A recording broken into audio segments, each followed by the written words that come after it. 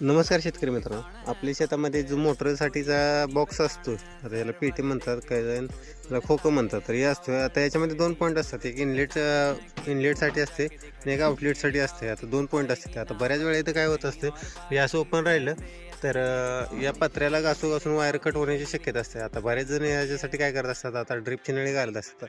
पण एक याच्यासाठी साधी सोपी एक उपाय किंवा एक कल्पना तुम्हाला सुचवतो मी. आपल्याकडे असं एक फेज वायर असते, जे आपण फेजामध्ये फेज घालत असतो, त्याचं कंडक्टर असते. ते रिकामे झाल्यानंतर काय करायचं आहे, हे असं कट करून घ्यायचं आहे. असं कट करून घ्यायचं आणि हे काय करायचं आहे, इथं फक्त याच्यामध्ये बसवायचं आहे.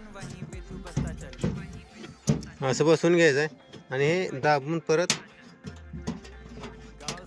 व्यवस्थित दाबायचं आहे आणि ह्याच्यामध्ये बसवून घ्यायचं. त्या होलामध्ये कट केल्यामुळे ते व्यवस्थित बसते.